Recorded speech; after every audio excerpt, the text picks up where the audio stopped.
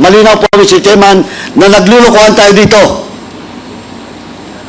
Naglulukuhan tayo dito because the first letter promised us that he will be present after November 1. Kung hindi tayo naglulukuhan dito, eh ano? Natatakot siya? Remember, Mr. Chairman, that we have already sent 2 invitations. This is the second hearing that we invited the former president.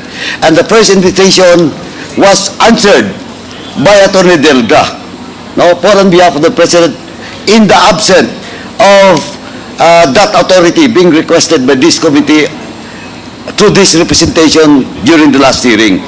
Now, Mr. Chairman, looking at the answer, looking at the reply of Attorney Delga on the first hearing, well, in fact, Mr. Chairman, naglulukuhan tayo dito. Why?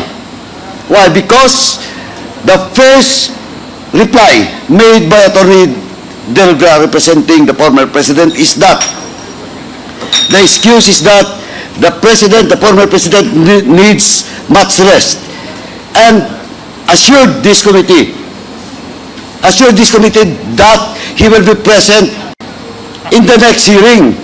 At the same time, he has a specific date, Mr. Chairman, given to this committee through this letter, after November 1. And let me read, Mr. Chairman, allow me to read in toto the portion of such reply coming from Attorney Delga. Hence, my client respectfully requests to defer his appearance before the Honorable Committee scheduled tomorrow. Rest assured of my client's willingness to appear before the House of Representatives on some other available date, preferably after November 1, 2024. And for the record, Mr. Chairman, the invitation that was sent to the former president and was answered by Attorney Delga was before the presence of the former president in the Senate. And he has promised us, this committee, through his letter, that after November 1, he will be present in today's hearing. Ano to? Naglulukuhan tayo dito? Well, in fact, I will not discuss and argue with our colleague, Congressman Kit Flores, with regards to the content of this second letter. But, malinaw po, Mr. Chairman, na naglulukuhan tayo dito. Naglulukuhan tayo dito because the first letter promised us that he will be present after November 1. Kung hindi tayo naglulukuhan dito, eh ano? Natatakot siya? Na pumunta dito? That's why, Mr. Chairman, that's why my first motion was to issue a show-cause order for Attorney Delga to answer both letters. And, Mr. Chairman, and I would like to reiterate once again that we should invite again the former president to be present in the next hearing. Mr. Chairman. Thank you, Mr. Chairman. Thank you, Congressman Paduano. Mr. Chair. As I promised, Congressman Fernandez, Yes. and then we will rule on the motion. Okay. Mr. Chairman, Congressman Arco. Mr. Chairman, there are 3 reasons mentioned by Attorney Delgra in consultation with the former president para hindi po siya umattend ng ating pong hearing. First, binanggit po niya yung pangalan ko at binanggit niya yung pangalan ni Chairman Abante. Nag-prejudge na po kami doon sa mga binanggit niya po doon sa Senado, and citing some provision of Republic Act 9851, particularly Section 6 on the willful killing. And with this, Mr. Chairman, we are being accused that nabahidan ng prejudgment yung mga issue that he mentioned. With that, Mr. Chairman, para lang po mawala na tong issue to, again, Mr. Chairman, I'm willing, this representation is willing to inhibit myself in asking questions with regards to this willful killing. And I hope that my co-chair here, Chairman Abante, will do the same in relation to the first issue that the former president, with consultation of his lawyer, cited in this letter. Secondly, That's the reason why we asked the presence of Colonel Grijaldo to be here. Because he accused us of coercion and harassment and threats. And that's the reason why we are questioning, no, yung mga medical certificate that he submitted to this Congress. We wanted that the integrity of this Quadcom will be cleared eventually. And with that, Mr. Chairman, eradicating the coercion and harassment and the threats that he accused us, then the reason for the President not to attend on this Quadcom will be eliminated. Thirdly, Mr. Chairman, the only last reason that he mentioned in this letter is all the questions were already answered in the Senate. And that is not true, because we have a lot of 20,000 questions that we wanted to ask him.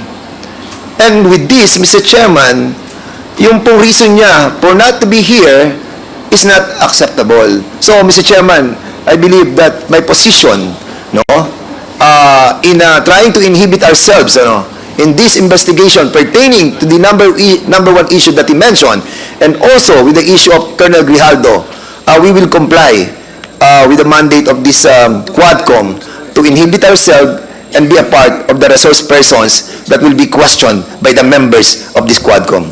Thank you, Mr. Chairman. Thank you, Congressman Dan Fernandez. Now, Congressman Ace Barbers. There was a motion earlier that the committee invite Attorney Mr. Chairman, you are recognized. Thank you.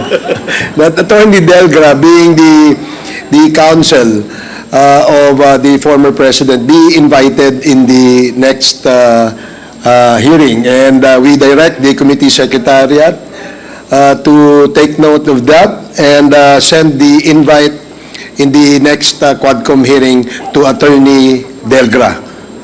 Any second? Duly seconded. Any objections? I object, Mr. Chair. May I know what is the objection of Congressman? We'll get nothing from him, Mr. Chair. He always just gonna say is that is what my client said. So that's the end of it, Mr. Chair.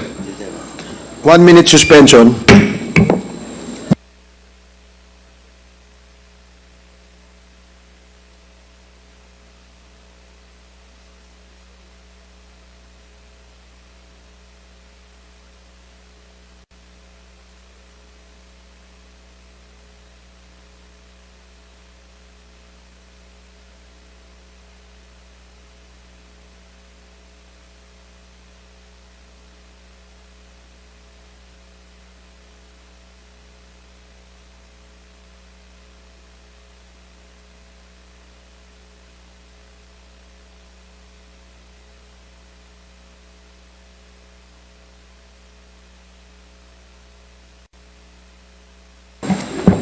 Hearing is resumed. Mr. Chair, Let me just state Parliamentary inquiry. Let me just state the parliamentary status before we went on recess. The parliamentary status is that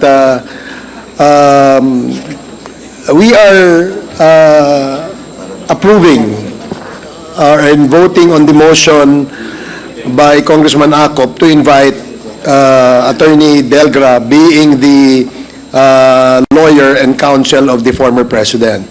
And when the chair asked for a second, there was a second to this motion. But when the chair asked for an objection, there was an objection stated by Congressman Keith Flores. Am I made to understand, Congressman Flores, that you are withdrawing your objection?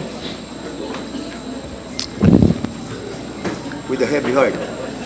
Yes, Mr. Chair, I'll withdraw my objection if Attorney Delgra will enter his appearance. But as far as the questions that we want to ask of him, Mr. I'll reiterate my position, Mr. Chair. Okay, that is noted. Thank you. Since the objections of the objection of Congressman Flores has been withdrawn, then the chair will rule that the motion is approved.